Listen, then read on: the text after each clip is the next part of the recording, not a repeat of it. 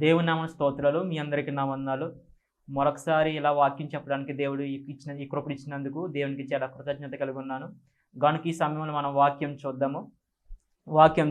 రోమీయులకు రాసిన పత్రిక 4వ అధ్యాయము 21వ వచనం చూద్దాము. దేవుడు మనతో మాట్లాడుతున్న ఆ మాటను బట్టి చూద్దాము. దేవుని మహిమపరిచి ఆయన వాగ్దానము చేసిన దాన్ని నెరవేర్చుటకు సమర్థుడని రూఢిగా విశ్వసించి విశ్వాసము వలన బలమునొందెను. ఇక్కడ వాక్యం మాట్లాడుతుంది, దేవుని మహిమపరిచి ఆయన వాగ్దానము చేసిన దానిని నెరవేర్చుటకు సమర్థుడని రూఢిగా విశ్వసించి విశ్వాసము వలన బలమునందును. ఇక్కడ వాక్యం మాట్లాడుతుంది ఏమనంటే, మనము ఎలా విశ్వసించాలంటే రూఢిగా విశ్వసించాలంట. అంటే రూఢిగా అంటే మనము ఒక మాట మన హృదయం తలంపులో రాగానే, మన ఆలోచన రాగానే ఈ కార్యము తప్పకుండా దేవుడు చేస్తాడని దాన్ని రూఢిగా నమ్మాలంటే. అసలే రూఢిగా నమ్మడం అంటే ఏంటి? రూఢిగా విశ్వసించడం అంటే ఏంటి? రూఢిగా విశ్వసించడం అంటే దేవుని మాట ఎలా నమ్మాలంటే ముందుగా రూఢిగా నమ్మని వాక్యం చెప్తుంది కదా. రూఢిగా నమ్మడం అంటే ఈ కార్యం నేను తలపెట్టిన ఈ కార్యం తప్పకుండా జరుగుతుందని పిచ్చి పిచ్చిగా నమ్మేది. ఇంకా దాంట్లో వేరే ఆలోచన, వేరే తలంపు ఏమి కూడా ఉండకూడదు. ఈ కార్యక్రమం ఎలా జరుగుతుందో, అసలు ఈ కార్యం నా పట్ల ఎలా జరుగుతుందో అని అనాలోచన, అవిశ్వాసం ఏమాత్రం కూడా ఉండకూడదు. దాన్ని మనం నమ్మేది. పిచ్చి పిచ్చికి ఎప్పుడైతే నమ్మేసామో అప్పుడు మన పట్ల ఆ విశ్వాసం రూఢీపరుస్తానికి దేవుడు సిద్ధంగా ఉంటాడు. కనుక మనం విశ్వసించినప్పుడు మన విశ్వాసము రూఢిగా నమ్మాలంట. రూఢిగా విశ్వసించినట్లయితే దాని వలన మనం బలం పొందుకుంటామంట. అయితే చిన్న ఉదాహరణ చూసుకుని దేవుని వాక్యంలో ముందుకెళ్దాం. ఆ ఉదాహరణ ఏంటంటే, చైనా దేశంలో ఒక మిలిటరీ పనిచేసే వాళ్ళు, ఒక సైన్యం ఉన్నారంట.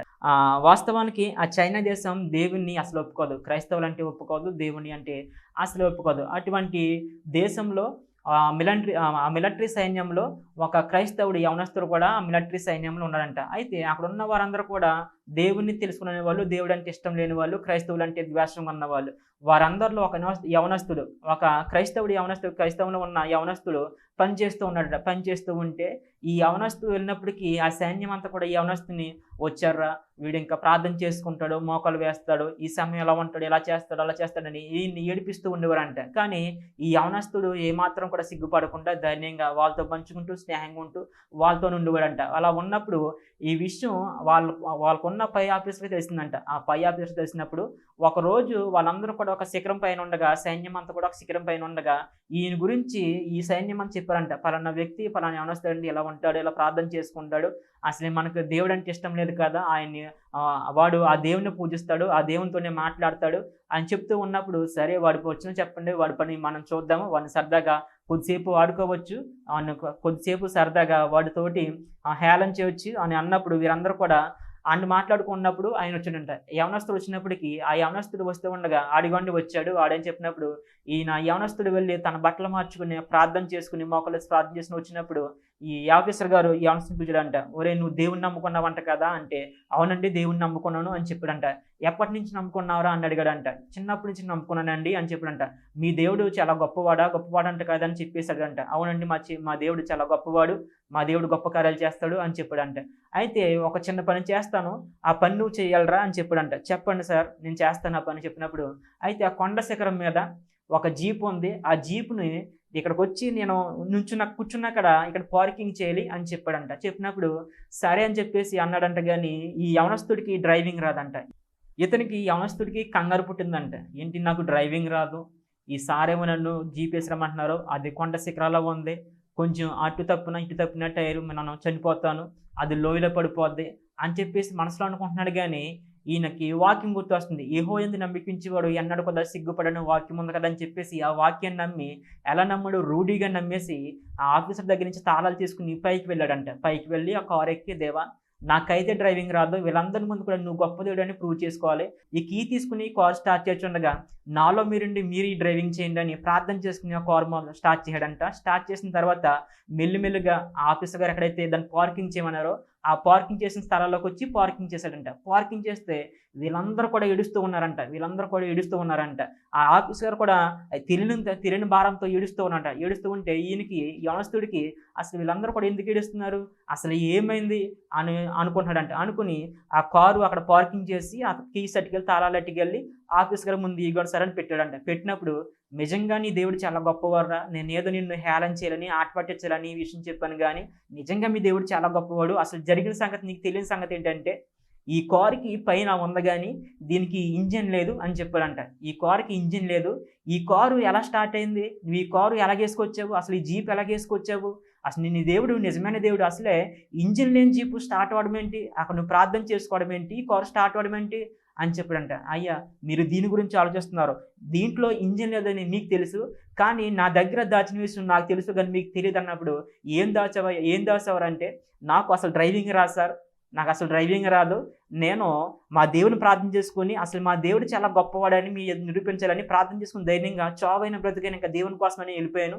కానీ ఈ కారు స్టార్ట్ చేసి నేను డ్రైవింగ్ ఎలా చేస్తాను, ఈ కారు మీరు చెప్పిన స్థలాల్లో ఎలాగైతే పార్కింగ్ చేస్తానో నాకు అసలు తెలియదంటే, ఆఫీసర్ గారితో ఉన్న సైన్యం అంతా కూడా క్షణంలో మారు మనసు పొంది మీ దేవుడు గొప్ప దేవుడు అని క్షణంలో మార్పు చెందారంట. అయితే మన విశ్వాసం రూఢిగా ఉంటే ఏమవుతుంది?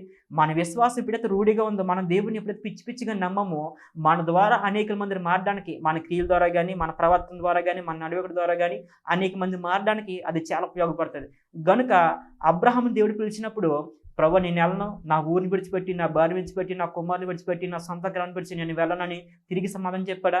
ఊరి విడిచిపెట్టి వెళ్ళమన్నప్పుడు ఏమీ సమాధానం చెప్పకుండా ఎంపని వెళ్ళిపోయాడు. ఎందుకని? రూఢిగా విశ్వసించాడు. దేవుడు నన్ను వెళ్ళమంటున్నాడంటే నా కొరకు ఏదో పెద్ద కార్యమే చేయబోతున్నాడు, నా కొరకు ఏదో పెద్ద ఆశీర్వాదం ఇవ్వబోతున్నాడు. కనుక ఆయన మాట నేను తప్పకుండా వెళ్ళనని వెళ్ళిపోయాడు. అదే కాకుండా ఏలియాను కూడా దేవుడు వేరుపరిచాడు. ఆ ఊరి నుంచి, గ్రామం నుంచి వేరుపరిచి కాకులతో పోషించాడు. అంత గొప్ప దేవుని మనం ఆరాధిస్తున్నామంటే, మనం కూడా మందిరానికి వచ్చిన మనం కూడా వాక్యం అంటే మనం కూడా మన విశ్వాసం ఎలా ఉండాలంట? రూఢిగా ఎప్పుడైతే నమ్మమో ఇది దేవుని వల్ల ఖచ్చితంగా అవుద్ది, నా పట్ల దేవుడు గొప్ప కార్యాలు చేస్తాడని నువ్వు రూఢిగా ఎప్పుడైతే నమ్మమో మన పట్ల ఆ కార్యాలు చేయడానికి దేవుడు కూడా సిద్ధపడి ఉన్నాడు. కనుక మన విశ్వాసం ఎలా ఉండాలంట? రూఢిగా ఎప్పుడైతే విశ్వసించమో మనం కూడా చాలా ఆత్మీయ బలం పొందుకుంటాం. కనుక మీ అందరిని కూడా దేవుడు దీవించి ఆశీర్వదించునుగాక. ఆమేన్. అందరూ కూడా తల్ల వంచండి, ప్రార్థన చేసుకుందాం.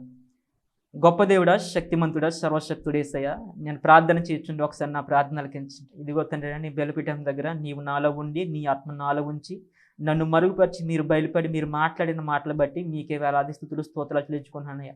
మా విశ్వాసము రూఢిగా నమ్మాలి అయ్యా. నేను రూఢిగా నమ్మగలిగితే మేము గొప్ప కార్యాలు చూస్తామయ్యా. ఆనాడు అబ్రహాము నీ మాటను నమ్మాడు, ఆనాడు ఏలియా నీ మాటను నమ్మాడు. నీ మాటను నమ్మి నీ మాటను వెనదీక వాళ్ళ ముందుకు సాగా గనుకే వారి జీవితంలో అతని స్థాయికి తీసుకెళ్ళావు. వారి విశ్వాసం ద్వారా అనేక మందిని నీ ద్వారా మార్చడానికి గొప్ప సహాయం చేస్తావు. నీ వాక్యం వింటున్న మనము, నీ మందిరంలో వింటున్న మనము, మేము నీ మందిరానికి వస్తున్న మేము అందరం కూడా తండ్రి, నీ వాక్యాన్ని బట్టి విశ్వాసం రూఢిగా విశ్వసించి నీలోకి, నీ మందిరంలోకి అనేక మందిని తోడుగుచ్చేలా సహాయం దయచేయమని, అటువంటి విశ్వాసము సంఘస్థులందరికీ దయచేయమని, మీరే గొప్ప కార్యం చేయమని, ప్రతి ఒక్క బిడ్డను దీవించి ఆశీర్వదించమని యేసయ్య నామమున మిక్కిలిగా ప్రార్థించి అడిగి వేడుకొనుచున్నాను తండ్రి. ఆమేన్.